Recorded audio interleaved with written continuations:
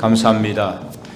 우리의 힘이요 능력이시요 반석 되신 하나님을 찬양하며, 그래서 그 하나님께서 오늘도 우리 삶 속에 큰 승리를 주실 줄로 믿고 확신하는 저와 여러분이 될 수 있기를 간절히 축원드립니다. 오늘 본문은 예수 그리스도의 탄생에 대한 말씀이 기록이 되어 있습니다. 1절에 보니까 가이사 아구스도라는 이름이 나오죠. 가이사는 로마 황제의 호칭입니다. 그리고 아구스도는 황제의 이름이죠. 그래서 아구스도 황제 때에라고 보면 되겠습니다. 그리고 이제 호적하러라는 말이 나오는데, 여기서 말하는 호적이라는 것은 오늘날로 말한다면은 총 인구 조사 같은 거라고 보면 되겠죠.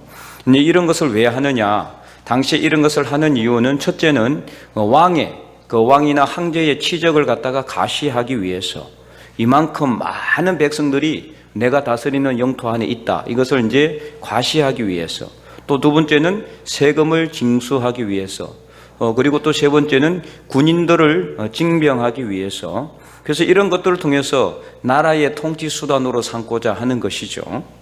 그래서 당시에 예수님의 아버지인 요셉도 다윗의 직계 자손이었어요. 그래서 4절에 보면은 요셉도 다윗의 집 족속이므로 이렇게 나와 있죠.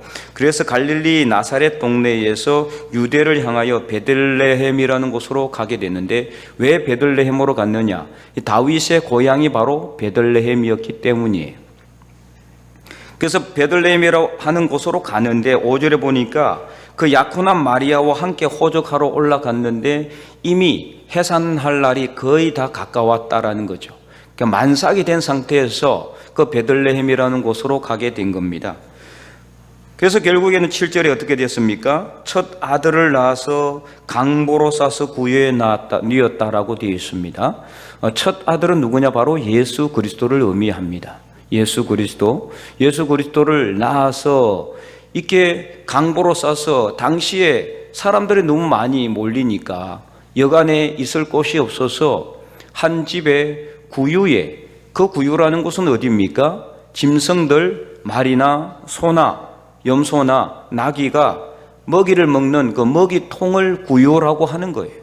그 구유에다가, 그것도 비단옷도 아니라, 비단천도 아니라 강보라는 것은 아주 거친 천을 의미하는 거예요. 그래서 거친 천에다가 예수님을 싸서 그 구유에다가 눕혀놨다라는 것입니다. 이처럼 예수님은 이 세상에 오시되 가장 낮은 자리로 오신 것입니다. 이를 사도 바울은요, 빌립보서 2장 6절에서 8절 이렇게 기록하고 있습니다. 빌립보서 2장 6절에서 8절, 오늘 우리가 교동문에서도 읽었죠? 우리 다 함께 읽어보도록 하겠습니다. 그는 근본 하나님의 본체시나 하나님과 동등됨을 취할 것으로 여기지 아니하시고 오히려 자기를 비워 종의 형체를 가지사 사람들과 같이 되셨고, 사람의 모양으로 나타나사 자기를 낮추시고 죽기까지 복종하셨으니 곧 십자가에 죽으심이라. 아멘.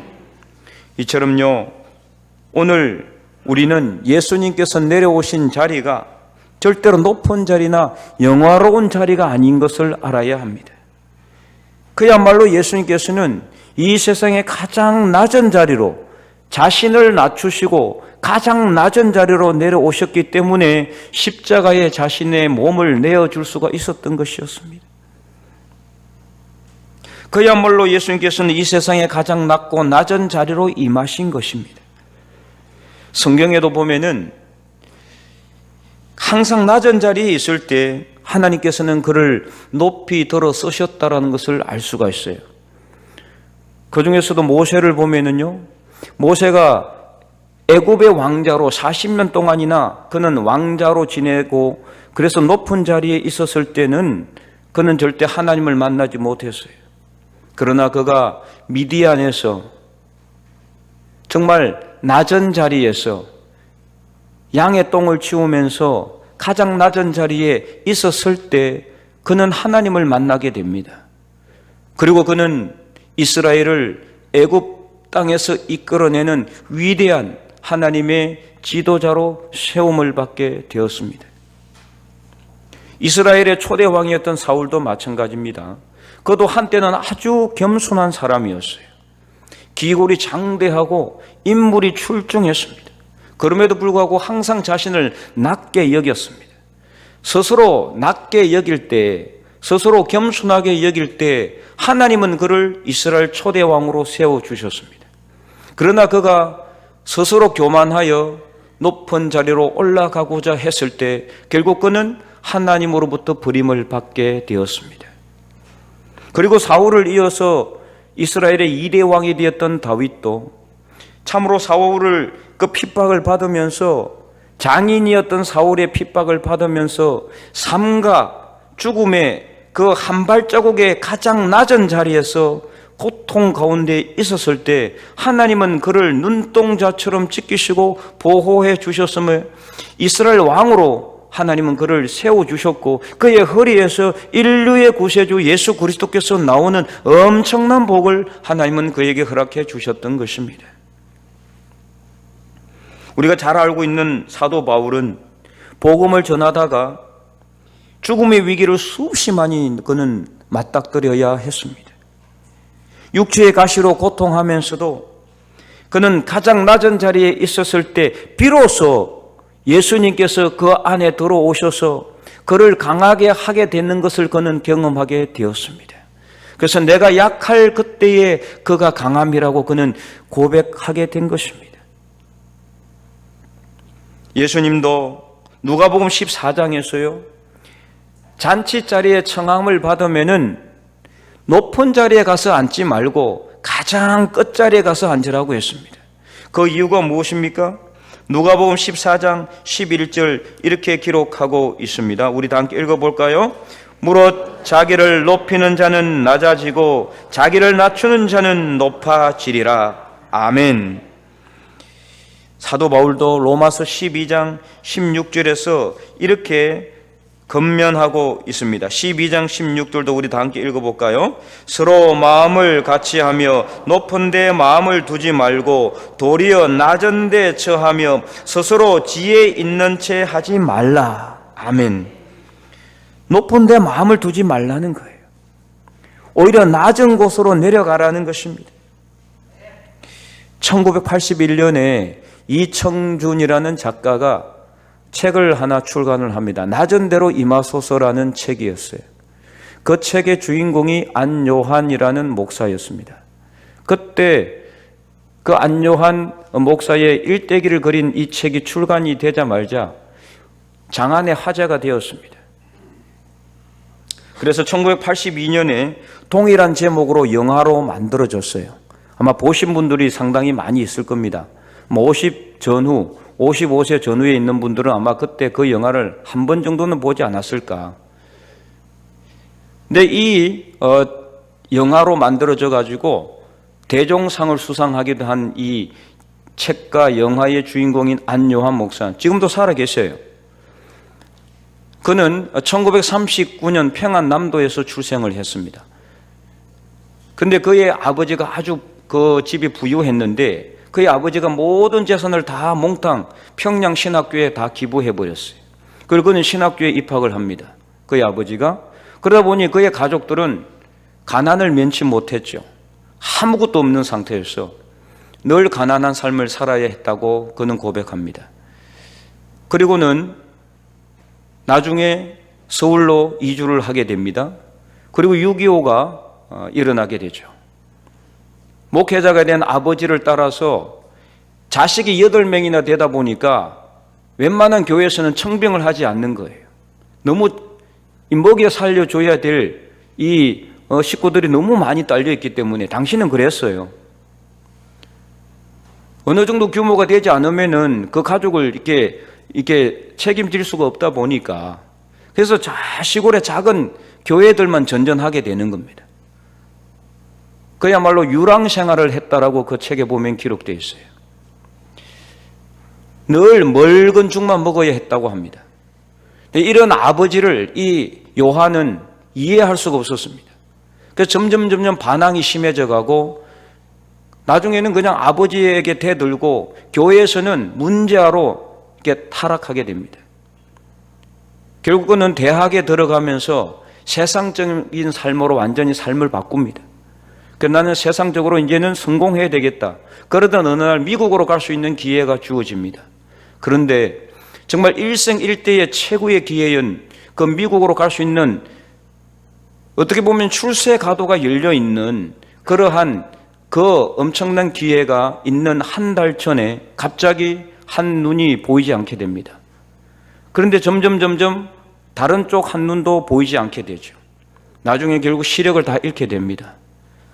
설상가상으로 청력도 문제가 생깁니다.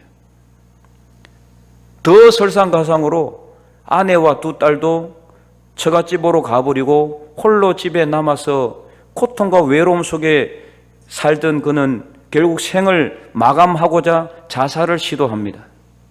그러나 그의 자살을 실패하고 지쳐 쓰러져 있는 그에게 하나님은 여호수아 1장 5절 말씀을 통해서 그에게 다가왔습니다. 여호수아 1장 5절 말씀, 내 평생에 너를 능히 대적할 자가 없으리니 내가 모세와 함께 있었던 것 같이 너와 함께 있을 것임이니라. 내가 너를 떠나지 아니하며 버리지 아니하리니. 하나님은 이 말씀으로 그에게 찾아오셨습니다. 가장 낮은 자리로 내려가셨을 때 하나님은 그를 만나 주셨고, 그는 이 말씀을 듣는 순간, 물론 그는 청력도 거의 없었고요, 시력도 거의 없었어요. 청력은 약간만 남아있는 상태였고, 그가 지쳐서 쓰러져 있었을 때 주님께서 한상 가운데 그에게 구약 성경 320페이지를 읽어라. 근데 눈이 보이지 않는 게 읽을 수가 없잖아요. 성경책을 들고 더듬더듬 거리면서 밖으로 나가서 지나가는 사람 한 사람 붙잡고 여기 320페이지 찾아서 좀 읽어주세요 했더니 구약 성경 320페이지가 바로 여호수아 1장 말씀이에요. 그 중에서 그 학생이 읽어준 내용이 바로 1장 5절 말씀. 내가 너를 버리지도 아니하겠고 너를 떠나지 아니할 것이다. 이 말씀을 그는 듣고 순간적으로 청력이 돌아오게 됩니다. 그리고 그는 이제 서울역으로 가서 거지 생활을 하게 됩니다.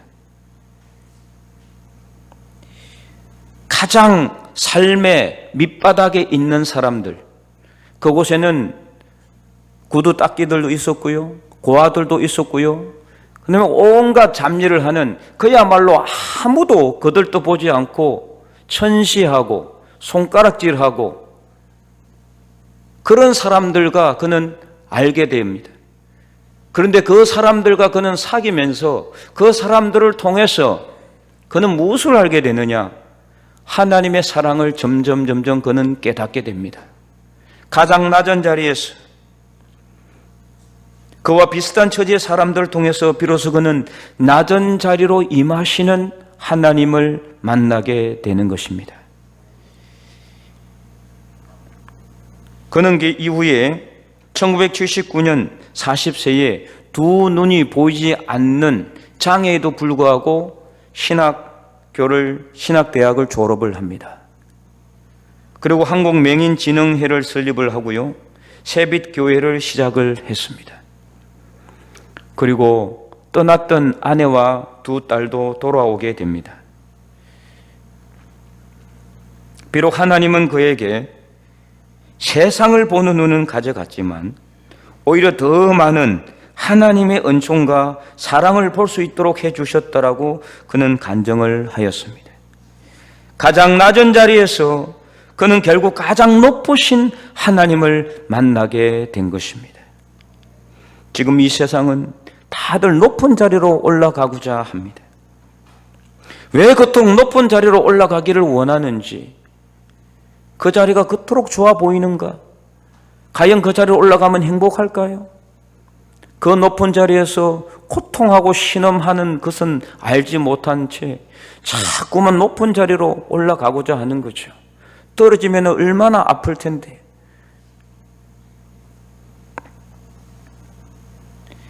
이 세상에 가장 높으신 분이 정작 우리를 구원하시기 위해서 임하신 곳은 절대로 높은 자리가 아닌데 말이죠. 그래서 우리는 깨달아야 합니다. 이 세상에 가장 높으신 분이 정작 우리를 구원하시기 위해서 오신 곳은 높은 자리가 아니라 가장 낮은 자리였다라는 것을 말입니다. 오늘 본문 말씀처럼 예수님께서 이 땅의 가장 낮은 자리로 내려오셨습니다.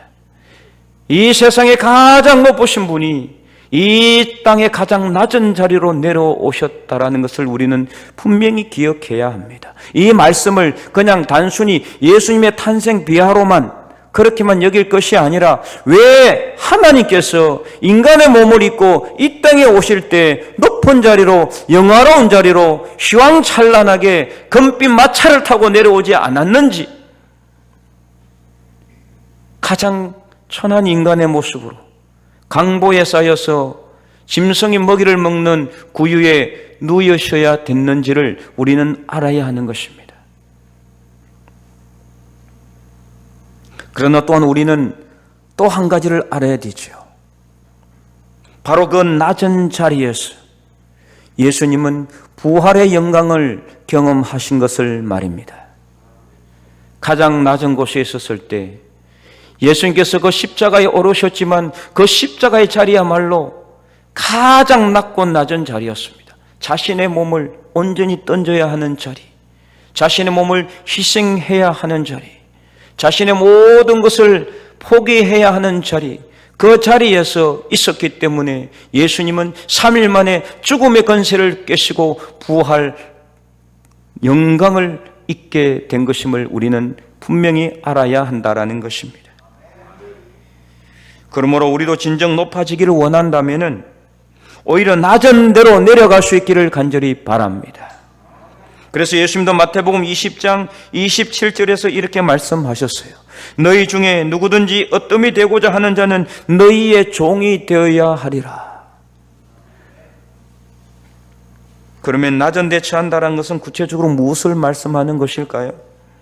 바로 내 마음을 낮추고 내 생각을 낮추는 것입니다. 나의 욕심을 버리는 것입니다. 그래서 내 모든 것을 낮추는 것이죠. 이는 다르게 말하면은 겸손하게 낮아져서 희생하고 섬기는 것을 말하는 것입니다. 우리 교회에 한 집사님이 계십니다.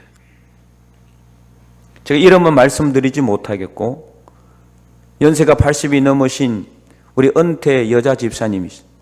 얼마 전에 무릎이 아프셔서 두 무릎을 수술하셨는데 우리 교회 근처 가까운 곳에 살고 있습니다. 지금은 권사님이 되신 따님의 전도로 우리 교회에 나오셨어요. 그런데 그 남편분이 얼마나 엄하신지 평소에도 그 남편 앞에서는 숨도 제대로 쉬지 못했다고 해요. 얼마나 엄하신지. 그런 남편분이 아내를 전도한 딸은 귀하다고 전혀 핍박을 하지 않고 전도받아서 교회에 막 나온 지 얼마 안 되는 그 아내분을 그렇게 핍박을 했다라는 거예요. 숨도 쉬지 못할 정도로 정신적인 고통과 육체적인 고통을 함께 받아야 했다고 합니다. 차마 말로 표현할 수 없는 그런 육체적인 고통을 받아가면서도 이 집사님은 절대로 낮은 자리에서 벗어나지 않았습니다. 끝까지 남편을 섬기고 남편의 말에 순종하고, 그래서 그 남편을 희생적으로 섬겼을 때, 낮은 자리에서 그 남편을 위해서 기도하고 헌신했을 때 결국 그 남편의 마음이 열리게 됩니다. 그 남편의 친구들이 이런 이야기를 했다고 해요. 내가 만약에 교회 가면은 내 손에 장을 찢은다. 네, 그렇게 장담까지 했는 그 남편분이 마음의 문을 열고 교회에 등록하고 세례를 받으시고 집사 직분까지 받으셨습니다. 물론 지금은 고인이 되셨지만 그 남편분이 교회를 나오고 나서 이 아내 되신 이 집사님을 그렇게 또 사랑했다고 합니다. 미안하다라고 사과하고, 그래서 그 집사님께서 간증하는 내용이 남편분이 교회 나와서 등록하고 세례를 받고 집사 직분까지 받는 것을 통해서 정말 지금까지 수십 년 동안 참아왔던 모든 마음속에 가슴의 엉어리가 다 사라지고 상처와 모든 마음의 아픔이 다 치유되는 것을 느꼈다라고 고백하는 것을 들었습니다. 여러분, 암탉이 병아리를 어디에다 모읍니까? 날개 아래에다가 모으지요. 그래서 시편 91편 4절에도 보면은요, 하나님께서 우리를 어디로 모으시느냐? 그가 너를 그의 기초로 덮으시리니 내가 그의 날개 아래에 피하리로다. 날개 아래에 피하는 겁니다. 하나님은 우리를 하나님의 날개 아래에 피하도록 해주시고, 우리가 하나님의 날개 아래로 들어갈 때 그때 우리는 하나님을 만나게 되는 것입니다. 하나님의 날개 위가 아니라, 하나님의 머리 위가 아니라 하나님의 날개 아래로 우리가 피할 때, 다시 말해서 우리를 겸손하게 낮추고 희생적으로 헌신하고 섬기는 삶을 살아갈 때 거기에서 하나님은 우리를 만나주시고 우리는 하나님을 만나게 되는 것입니다. 그래서 내가 마음의 문을 열고 하나님 앞에 설 때 하나님께서 우리 안에 들어오시고 우리와 만나주시고 우리와 더불어 먹고 우리와 교제하게 되는 것입니다. 바로 그것이 하나님과 동행하는 삶입니다. 어디에서요? 낮은 자리로 임할 때, 낮은 자리에 거할 때 그 자리에서 하나님은 우리를 만나주신다는 사실입니다. 코로나로 인해서 더더욱 그리스도인으로서 정체성을 가지고 살아가기가 정말 힘든 그런 시대에 와 있습니다. 아무것도 하기 힘든 시대잖아요. 전도하기도 힘들고 봉사하는 것도 제한적입니다. 접촉하는 것을 꺼려하기 때문에 뭘 가지고 갈 수도 없어요. 그러나 이런 때일수록 우리는 구유에까지 낮아지고 십자가 위에서 진정으로 낮아지심의 본을 보여주신 예수님처럼 낮은 곳으로 내려갈 수 있기를 간절히 소망합니다. 찾아보면 분명히 있습니다. 낮은 자리가 있습니다. 사람들이 자꾸 높은 자리만 찾기 때문에 낮은 자리는 늘 비어져 있습니다. 사람들은 자꾸만 높은 자리만 탐하고 높은 자리만 올라가 앉아있기 때문에 낮은 자리는 항상 비어져 있습니다. 그 자리로 우리가 내려가야 합니다. 그 자리에 우리 그리스도인이 서야 합니다. 그럴 때 세상이 변화되게 되는 것입니다. 구요와 같은 자리라 할지라도, 그래서 아무도 주목하지 않는 자리라 할지라도, 아무도 눈여겨보지 않는 자리라 할지라도, 아무도 칭찬하지 않는 자리라 할지라도 바로 그것이 우리 주인 되시는 예수님께서 내려오신 자리요, 우리를 구원하신 하나님께서 임하신 자리라는 것을 다시 한번 더 깨달으시고, 우리가 가야 할 자리는 높은 자리가 아니라 낮은 자리, 겸손의 자리, 희생의 자리, 헌신의 자리라는 것을 분명히 깨닫는 저와 여러분이 될 수 있기를 간절히 축원합니다. 그래서 바로 그 낮은 자리에서 우리를 기다리고 계시는 하나님을 만나고 성령 하나님을 만나서 우리 안에 모든 상처가 치유되고 회복되는 놀라운 역사가 저와 여러분의 삶 속에서 일어나는 올 한 해 우리의 삶이 될 수 있기를 주님의 이름으로 간절히 축원드립니다. 기도하겠습니다. 하나님, 이 거룩한 주일 삶의 가장 낮은 자리에서 가장 높으신 하나님을 바라보며 이 성전으로 나왔습니다. 하나님이 계신 곳은 분명 높은 곳이지만 이 땅에 낮아져 오신 자리는 가장 낮은 자리였습니다. 우리가 그것을 다시 한 번 더 깨닫고 모든 삶의 자리마다 비워져 있는 낮은 자리에 우리 모두가 다 내려가서 그곳에 계시는 하나님을 만나게 하여 주시고, 그 하나님을 만나서 하나님의 뜻대로 살아가는 믿음의 백성들이 될 수 있도록 인도하여 주시옵소서. 낮은 대로 임하시는 예수 그리스도의 이름으로 감사하며 기도드리옵나이다.